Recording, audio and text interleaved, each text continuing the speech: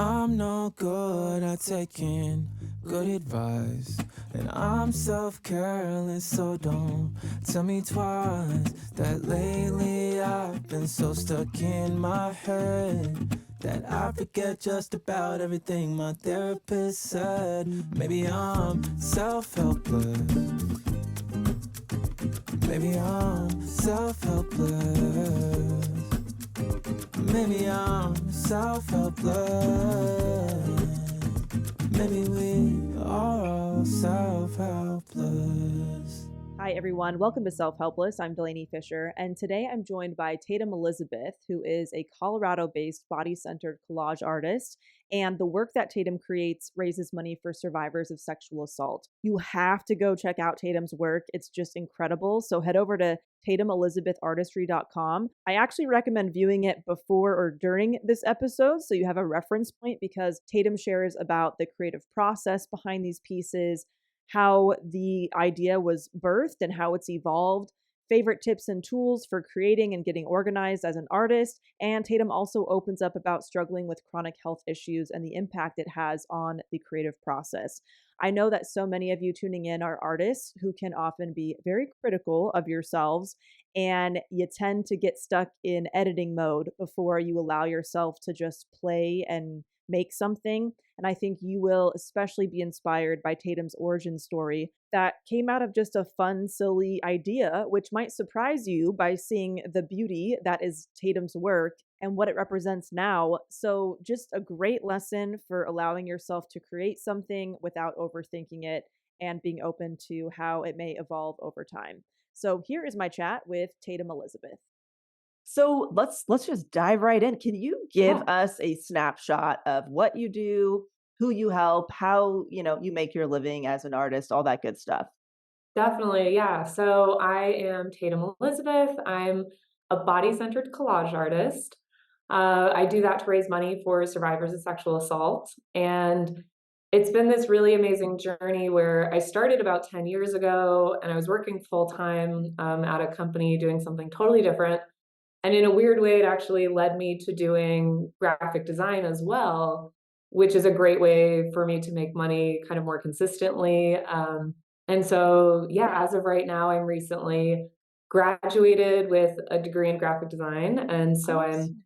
freelancing that. And then I'm also getting to do my artwork a lot of the time. And so, yeah, it's a really fun time right now. Congrats on the graduation. That's so exciting. Thank you. The first time I saw your work, I was just in awe. I've never seen anything like it. It's so unique. Your process, your creative process is so interesting. Could you share a little bit about how it all works? Oh my gosh. Well, thank you so much. Those are really kind words. Yeah. Yeah, so it's been interesting because it's changed a lot. I've been thinking a lot about this kind of 10-year milestone right now because Mhm. it's crazy that I started this kind of collaging 10 years ago. And so it's changed a lot. It started though, I kind of just walked into a truck stop, bought some cheap pornography, and started collaging.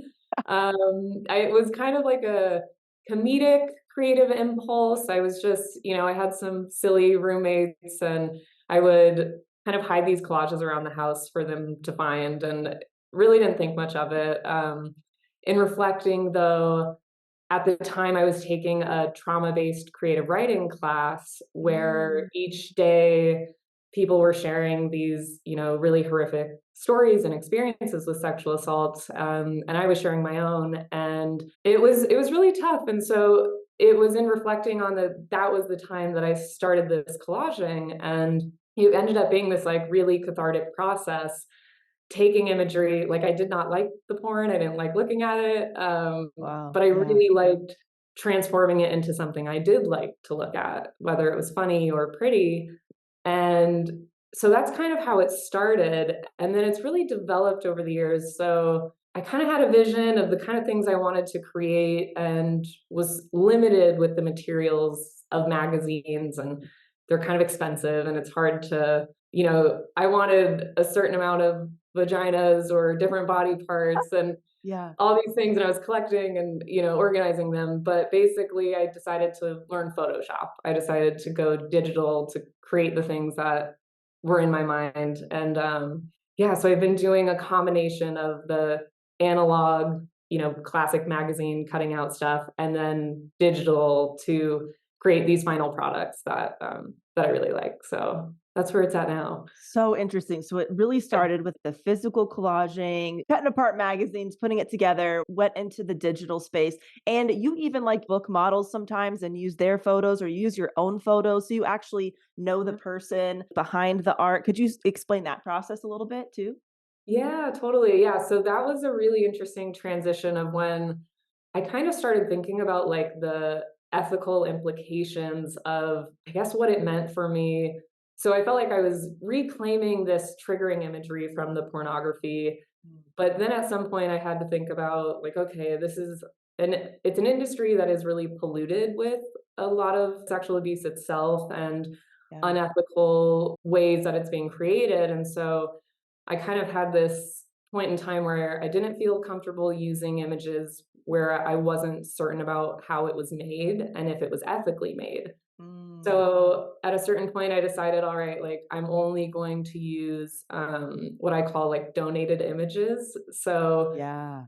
people will now donate their nude images or images of their body to me to let me use for my work. I've used myself at times, and yeah, I'm starting to do photo shoots. I actually just had my first Oh group photo shoot last week with six my gosh. people. It was So super cool. fun. Yeah, and I'm Wow. grateful for the people that want to be a part of it, and we had such a good time. And yeah, so it's been really fun getting to work with different people and that they're so generous with their imagery. It's so incredible how thoughtful you've been around this process. And I'd imagine you making that transition has probably led to even deeper connection, I would imagine, with your work because now you know the people that are in it and you do have control, the quality control, and all of that. I think sometimes we view being more ethical in our work as like, oh gosh, this is going to make everything so much harder, maybe more expensive and all of that, which a lot of the time it can. But there Mhm. is that other side of it where I would imagine how it maybe even changed the relationship to your work. I'm just making assumptions Totally. though. No, you're Yeah. totally right. And all of those things you said are true. It Yeah. was kind of frustrating. It was harder. I didn't want to use myself. It was more of a means to an end. I was like, if I want to make this thing, I'm here. I can, you Right. know, take these pictures and do it. And of course I got sick of there's only so many times I want to use myself in the art. It feels weird and like self-indulgent. I don't know. But Mm. so yeah, harder, more expensive is a trade-off because the porn magazines were surprisingly expensive. Oh, With the interesting. switch Yeah. to digital, even cheap truck stop stuff was I don't know, it was kind of a lot. They all came with DVDs. I thought that was really interesting too, because no one really buys these magazines anymore. But anyways, yeah, so the relationship with the work has definitely changed a lot, and it's really, really amazing to get to collaborate with these different people and have them be so generous and get to create things that they're excited about. It's been really nice, and I definitely feel better about the work I'm creating now than I did when I was having those weird feelings about like, whose body is this? Those kinds of things. Yeah, totally makes sense. So, whatever you're comfortable sharing, I want to preface it with that. You donate to survivors of sexual assault. You mentioned that you are one of them. I am as well. How long in between until you started creating art around it?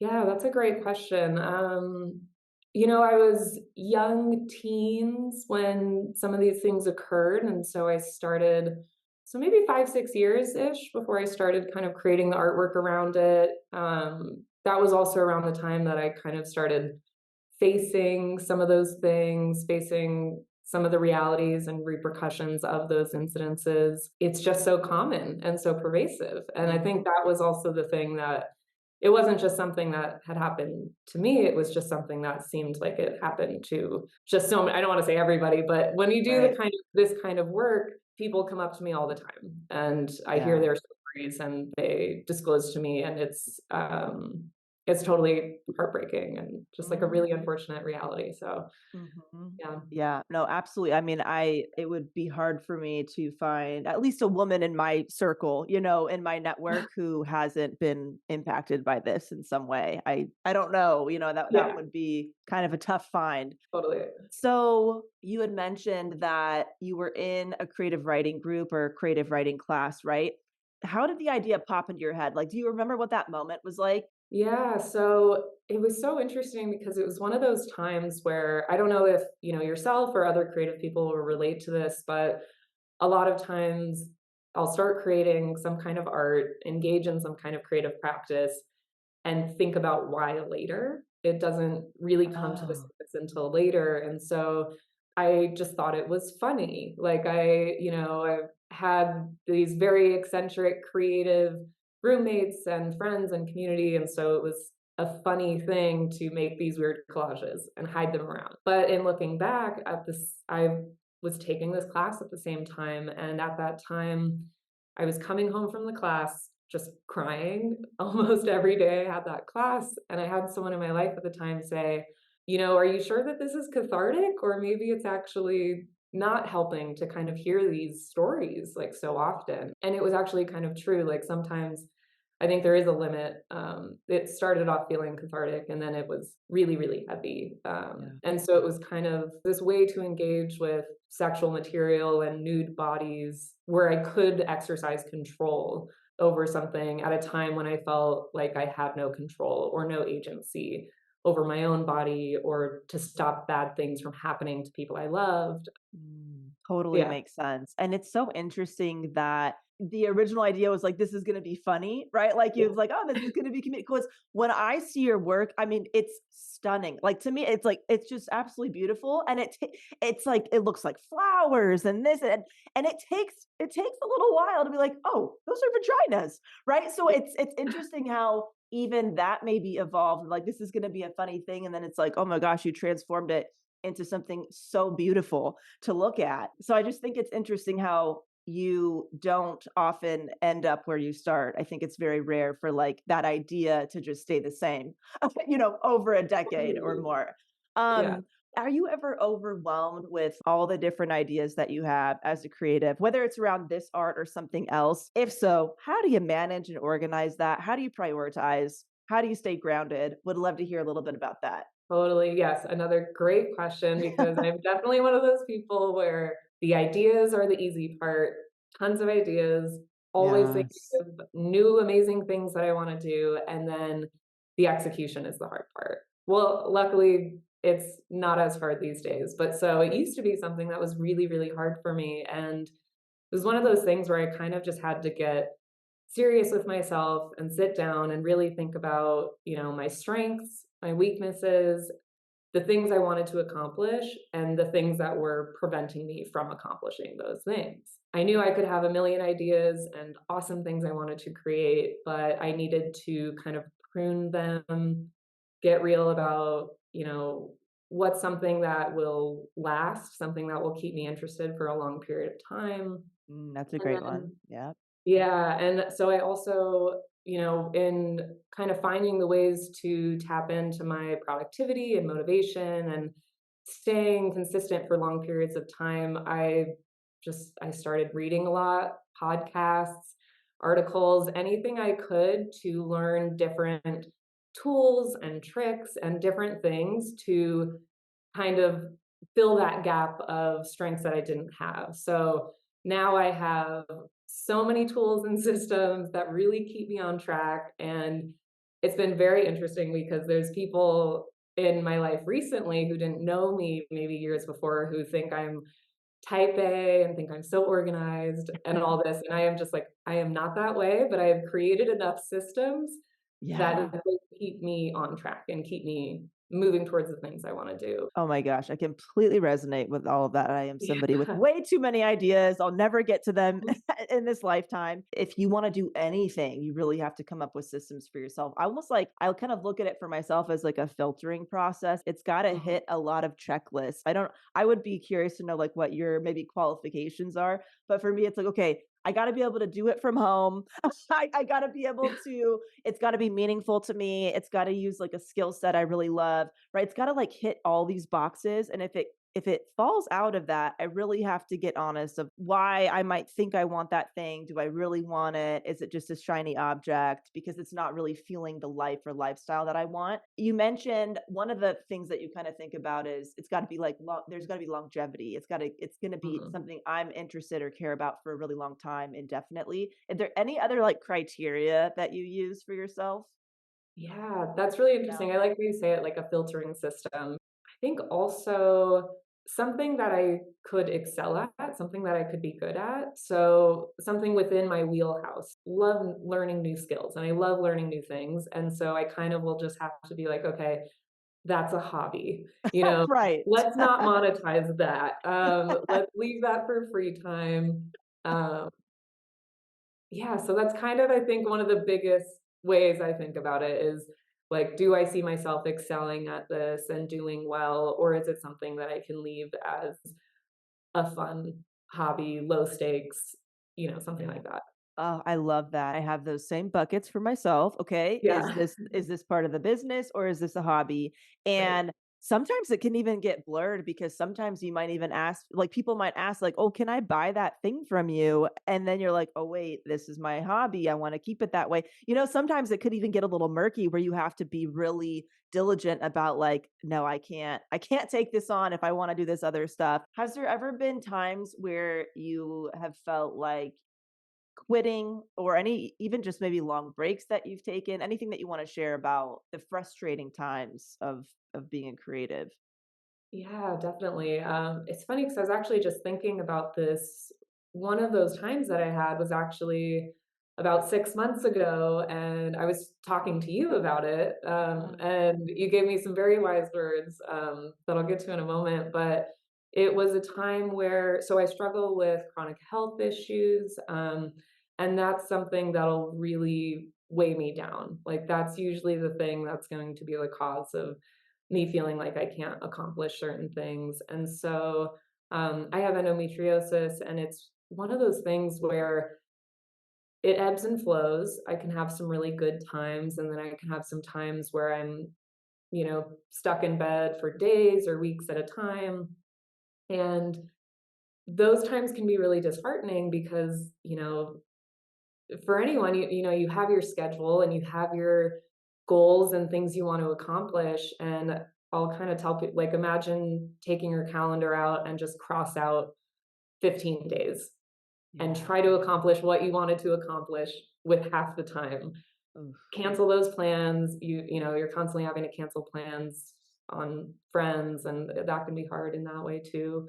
Um, but so I was having one of those times 6 months ago, and just feeling like progress is very slow because when you can't work every day and get up and do chores every day, just kind of the basic things, yeah, it gets disheartening. It gets a little tough. But something that you had said was, it's okay to have those seasons. And you said, you've been an artist your whole life. You're going to be an artist your whole life, and you don't have to accomplish everything immediately or in the exact timetable that you thought you would. And so that's been really helpful because it kind of took some pressure off. So at that time, I was wanting to accomplish so many things, having to take those things off my plate and just kind of accept what my body was doing and where I was at. And now I'm in a place where I'm healthier than ever. I'm Oh, doing good. so many things. Things are moving for it's just an amazing feeling. And so it's just kind of coming to terms with the ebbs and flow of life and chronic illness. So whether it's not chronic illness, I'm sure everyone can relate. Things happen in life that will slow you down, and you just have to Yeah. be there for it sometimes, and know that hopefully there will be time in the future to refocus or whatever it might be. Yeah. Oh, Tatum, thank you for sharing all of that. It's really, really generous of you. Is there anything that helps you kind of ease back into things when you start feeling a little bit better? Yeah, it's definitely hard, and I've gotten better at it, of course, over the years with more practice. Because of course it can be really easy to just, okay, I'm starting to feel better and then be upset that I'm not 0 to 100, like that I'm not fully back at it, best self every day. But so I've gotten a lot better at working on building sustainable, like incremental habits. Mm. So I think that's something a lot of people can relate to where, we might have a list of habits you want to quit, good habits you want to take on. And if you want to do all those things, get rid of the bad habits, start 10 new good ones, and do it all tomorrow, it's very unlikely that you're going to do all those things immediately. Yes. And so I've gotten better at kind of breaking those things down, stretching out that timeline and saying, okay, you know, what can I start implementing every day in a really small way? 5 minutes of movement in the morning is a more sustainable goal. And I might not be doing it every day, but maybe in a month I will. And then at that point, I can increase it to 20 minutes of exercise or, using exercise as an example. And then eventually it can become a really sustainable habit rather than, all right, I'm going to go to the gym for an hour every day. And then you don't, and then you get bummed about it. And then it becomes this kind of vicious cycle. So, Right. yeah, so it's incremental, sustainable habits, I think. Oh, absolutely. And I know a lot of our listeners are experiencing chronic illness because they share things with me, emails. Is there any around like routine Mhm. habits? Is there certain things that you prepare ahead of time for yourself that you felt has helped you or just anything around that? Because I think that would be helpful to other people tuning in. Yeah, definitely. So, I mean, I think one of the big ones that I think can apply totally across the board is just getting really serious about, the classics, good diet, exercise, and sleep. And so, I try to really stick to a really solid routine. I get to bed early so I can wake up early, those kind of classic things. And then it's tough because in terms of preparing for those downtimes or the times when you can't schedule things or have to cancel things, it's really hard to predict. Yeah. So it's really tough. So I'm not able to prepare for those times as much as I would like, but it's more about, I think, having grace for when those times happen and Yeah. kind of knowing that, and I think one of the hardest parts of that is canceling plans on people. And people kind of understandably getting frustrated with that, when I can't show up on a regular basis for other people, that's really, really disappointing.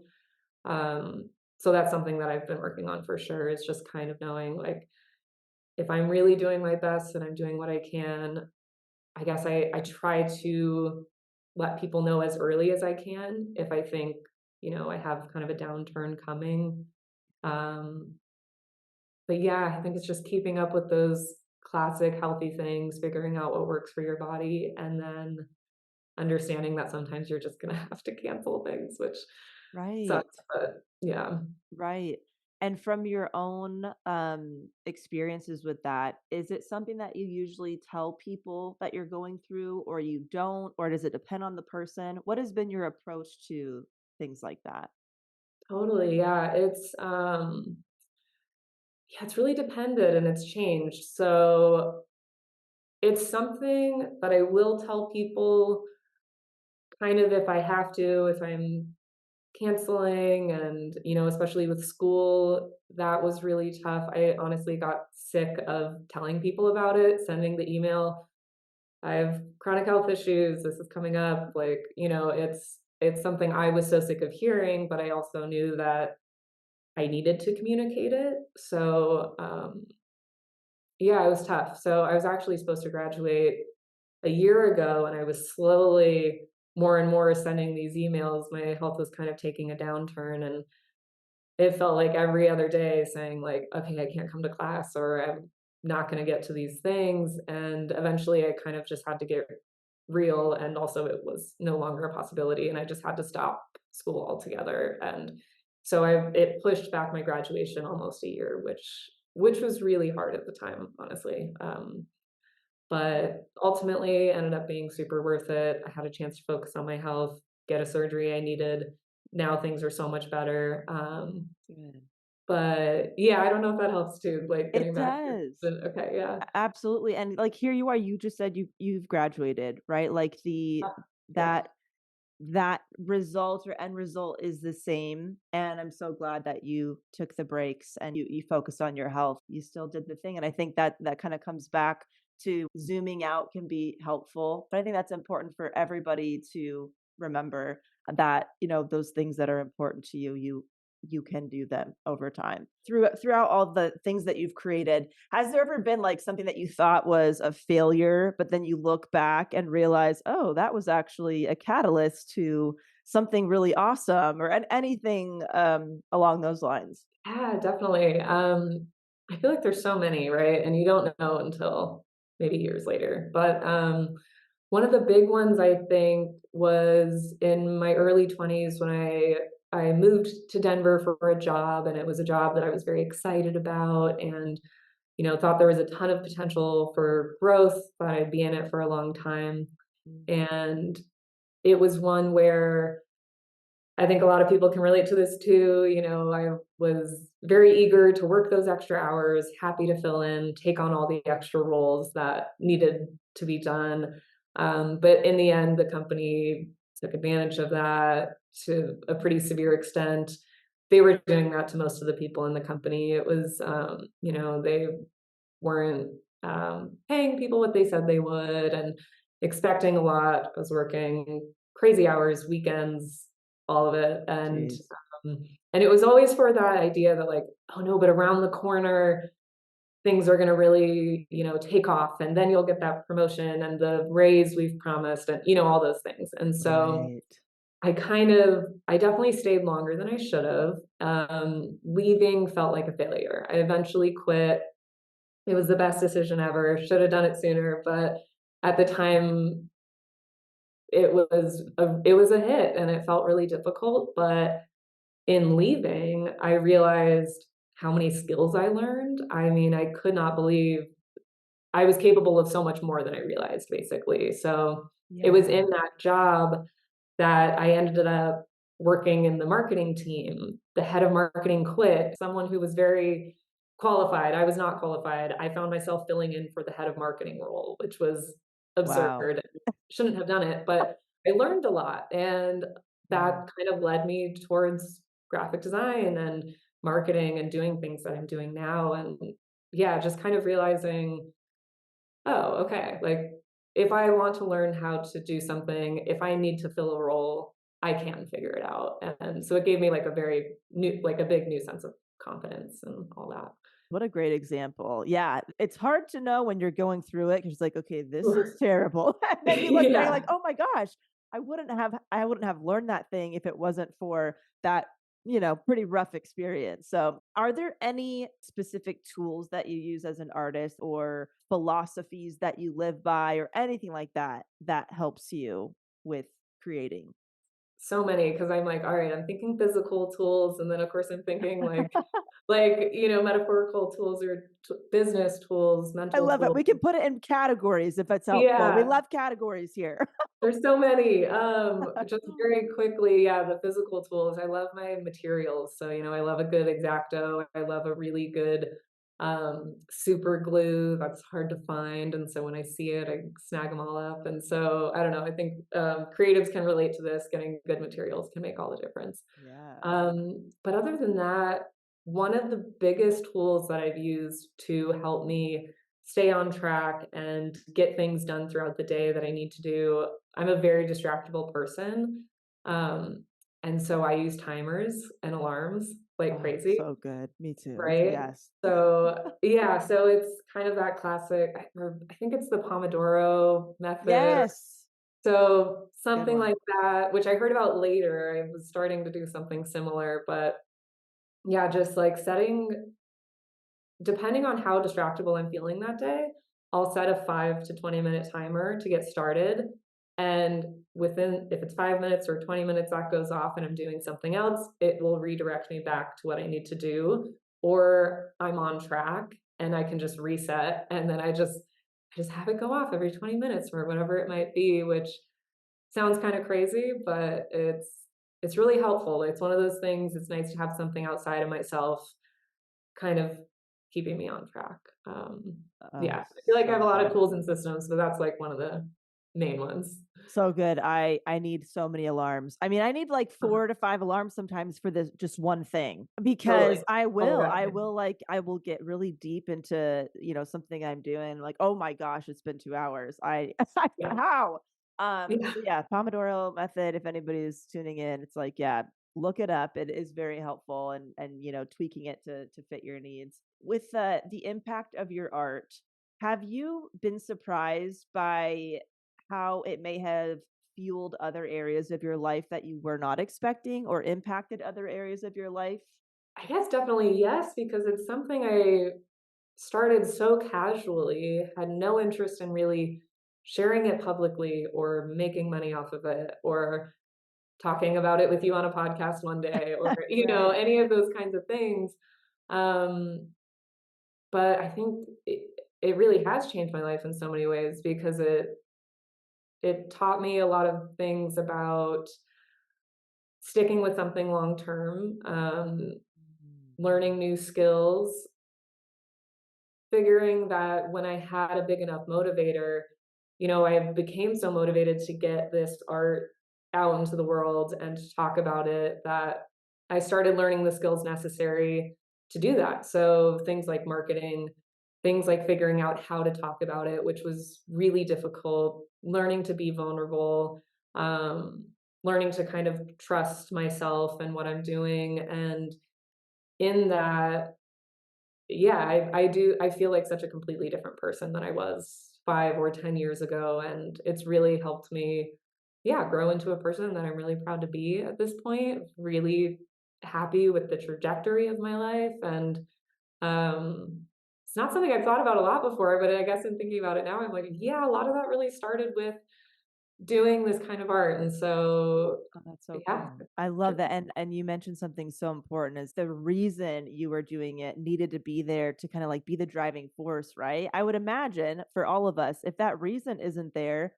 you don't really feel like doing this, learning this marketing thing or doing this. For me, at least, it does make everything else seem worth learning and doing and being uncomfortable for because you have like this new Totally. drive and mission. So thank you for mentioning that. That's such an important, it's an important piece of the puzzle where, maybe if you have felt like you've kind of lost a little umph in what you're doing, maybe kind of refocusing on like, why am I doing this again? And do I still feel the same way? Or do I need to like shift my reason to get that kind of going again? Definitely. Okay, so I love a little bit of woo woo. Yes. Have there been any like kind of magical serendipitous kind of moments that have happened that you'd like to share with us?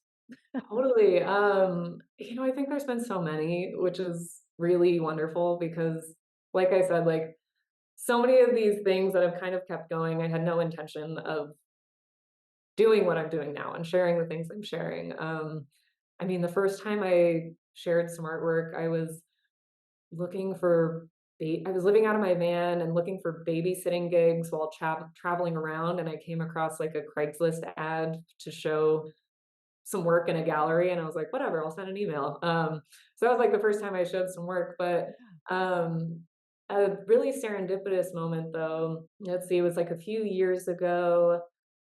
It was at a time when my health was pretty bad. It was one of those times where, the basics, grocery shopping, things like that were really tough, and I was also had already kind of had some things set up for showing artwork and, needing to get things picked up and framed and, kind of these different tasks that I was really struggling with keeping up with. And I started considering getting an assistant and, paying someone, friend of a friend, someone 5 hours a week, maybe for a few months.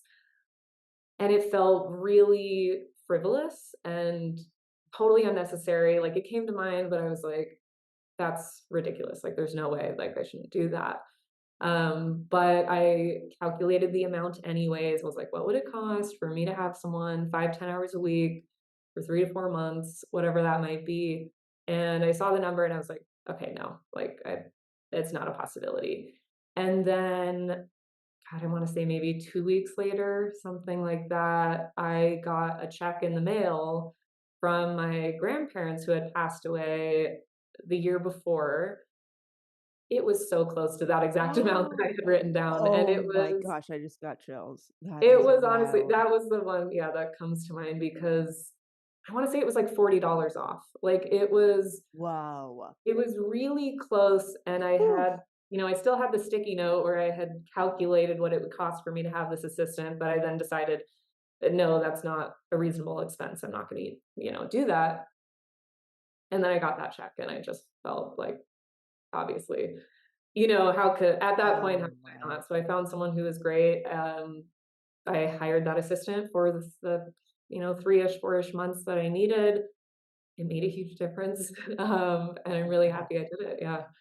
Oh my gosh, I Yeah, love that. What a great idea, by the way, is getting an a good one. assistant, even if it's for a handful of hours a month or something. I mean, I know everybody's in a different place financially, but what a great tip, especially if somebody is experiencing chronic health issues and all of that. Like, if you can, I would imagine that's incredibly impactful. It's interesting. I had something with my grandparents too. I don't know if I've told this story. I was trying to figure out what I wanted my like wedding centerpieces to be and stuff like that, and decided that I would pick some oranges and stuff like that from my grandparents' backyard. My grandfather had passed away.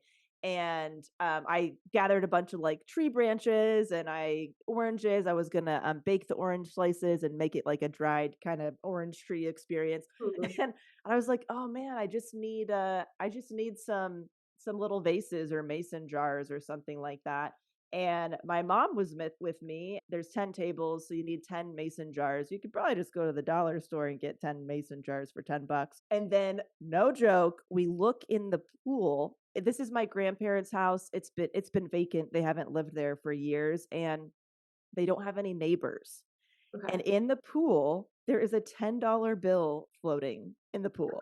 I'm like, "What the hell?" We are just talking about how we basically we're doing centerpieces for $10. How awesome Yeah, is that? And there it is. And I was like, "Okay, I think my grandpa just bought my centerpieces. Thank you so much for your contribution." But it's like that is little so little sweet. moments like that where it's like, "Where'd this come from?" Yeah, How did this float into the pool? yeah, I love that Um, both our grandparents were like, "Oh, that's what you need? Here you go. There you Yeah, go. I Right, got you." exactly, Yeah, exactly. I seriously could have a podcast just about those types of moments those and moments. stories. That would be a good, like, compilation actually to hear everybody's, like, really Right? good moments. Yeah. We all have them, and it's like Oh, you yeah. just never know what people are gonna say. It's just incredible. So where are you now? Like, what's coming up for you? Any projects, events, new Yeah. pieces, stuff like that? Totally, yeah, so all the above. Yeah, things are great, things are on a major upswing, and I'm just really enjoying it. So, That's just awesome. graduated, and I, have some new freelance clients, which is amazing, so I've been working on Great. that. It's giving me the time to focus a lot actually on creating art of my collages, so a lot of creatives might be able to relate to the fact that administrative work and marketing and those things can all of a sudden be the majority of the work you're doing for your art. And so, Yeah. yeah, I'm getting to focus a lot on creating new things. I'm building some really interesting, like I'm hand building these unconventional frames and Ooh. creating the artwork to go in it. And then I'm so excited about this will be my first art show and fundraising event that I have going on here in Denver, June Oh. 14th. I'll be showing some other artists. The theme is celebrating the body. So of course I do this to raise money for survivors of sexual assault, but I like to keep things as light and celebratory and upbeat as I can within that space. And so, yeah, I'm really excited to have this event and, work with all these other artists. I've been really tapped in. The artist community here is so wonderful and people are so welcoming and generous and yeah, it's been really fun working with other people there. I did my first group photo shoot last week, which I think we touched on. That was Yeah. amazing. I have all of these new incredible images I can't wait to collage with and show at this event that's coming up. And Yeah, I'm trying to think. There's just a lot going on in the best way, so I'm so excited. Oh, amazing. Because I mean, you're working with the human body, right? You've also mentioned like you have been in your own art and stuff. Has there been any like mishaps? I'd imagine there's That's gonna a be good some. question. With that level of vulnerability, like, it's something I've been thinking a lot about is, like, not feeling overexposed and Mm, unwanted attention, the attention from people that I don't want, inappropriate attention, that kind of stuff. So I do something now where people always wanna know, like, whose body part is who and, like, "Oh, is that you? Who's that?" And so now I don't interesting. tell people who is who. Um, Oh, interesting. People if it actually is yourself, ask. you Wow. might know, but yeah, people can get a little or certain people sometimes will get Yeah. inappropriate with it. So I say, everybody's anonymous and these body parts I tend to not show faces, so that Yeah. helps. I was nervous about, like, my family seeing the work I do for the first time, Mm, coming out with it. That was a little bit of something I was like, my mom was asking about. I was like, "I don't want you to see it, like, it's graphic, like, you shouldn't look at it." And then, she has since been, like, one of my biggest cheerleaders and loves my work and is, like, so excited about it and shows other people, and I was kind of embarrassed about that, but it's also really sweet, and I'm so glad that, my mom is so supportive with the work I'm doing, so, that's yeah, it's a combination of, like, embarrassing, like, "Oh, I don't wanna show anyone," and then I do, and just dealing with the interactions that come out of that. oh my gosh, I didn't even think about like the people that, yeah, might be asking you strange questions. But Oh, how do yeah. like because you mentioned like people can donate photos to you, right, to Yeah. use in art. Like, oh, I would like to maybe give you some pictures of me. I Yeah. part of a collage. That's so cool. Yeah, there you go, Or I'll send you a or free print, yeah. yeah, part of a Free stuff. piece. How do you kind of like regulate that as far as like, I mean, Mhm. do people send you like unsolicited dick pic type stuff where you're like, okay, not what I meant. You know what I mean? Like, do Totally. you have to regulate that stuff or Yeah, so super good question. So I figured out a hack that's amazing because mm, I think, as you know, so I do a lot of these art markets where it's front facing, and it is one of the best ways to get my art out there and explain what I'm doing, to give context. But it also, again, leaves me pretty exposed where people are, getting to say whatever they want to me. um, mhm, based on what they see. And so I do get a lot of people, mostly men who are inappropriate, who will be like, "Oh, yeah, like, I'll send you some pictures." And then I say, "Great. So I do this to raise money for survivors of sexual assault. You can send it to my email. And this is the channel to do that." And for some reason, the fact that someone has to send it through my email, they cannot DM or text, the fact that it's yeah, email adds this level of, like, professionalism where yeah, I wanna say 90% of the people that say they want to send me pictures, once I say, "Great, thank you for helping survivors. Here's the email," they don't end up doing it. interesting. Yeah, So that that's makes a lot interesting. of sense. Oh yeah. Yeah, so I just make it really, like, "Yeah, this is what this is about," and then a lot of people then don't do it. So it's good, it weeds out the people I don't want. Yeah. There you go. Hot hack for weeding out the weirdos. Yeah, Yeah. just direct them to your email. Mhm. Amazing. Well, Tatum, thank you Yeah. so much for everything that you shared today. Is there anything else that we didn't cover that you think is especially important for people to know? Any last thoughts here? Those thoughts, yeah. No, I just wanna thank you so much, like, for being here and getting to talk with you. It's these conversations where I get to kind of learn about myself and what I'm doing because, you're usually just in it and not taking as much time to reflect. So, in this conversation, though, I think it's, if you have a creative impulse, go for it. You don't need to know why. Go ahead and make things, figure out why later. Maybe you're gonna be healing some serious trauma and you don't even realize it. Stuff like that. Be creative. Don't take it too seriously. I love this quote. You can figure out why later. Oh my gosh, I that needs to be tattooed on my body. That is so love it. good. I love it. What a great way to wrap it up. Okay, so I was just too jazzed up about that last quote that I forgot to ask Tatum to plug website, socials, all that. I know I mentioned the website up top, but again, please go check out tatumelizabethartistry.com. You can also join Tatum's email list to stay up to date about events and opportunities to be featured in some art. And you can also follow Tatum on Instagram at Tatum_Elizabeth_artistry. And then just wrapping up with the Apple Podcast review of the episode. This is from IB Jenny M, and it says, "If only they were all this awesome. Smart, witty, beautiful, inspiring. Love it. Keep it up." IB Jenny M. Jenny, I assume that's your name, Jenny. Thank you for this. It truly means so much that you took the time out of your day to write this review, and I'm just so glad you're getting something out of the podcast. And you're smart, witty, beautiful, and keep you up, If you want me to read your review on the next episode of the podcast, feel free to leave one on your Apple Podcast app, and I'll get a chance to say hi to you on the next show.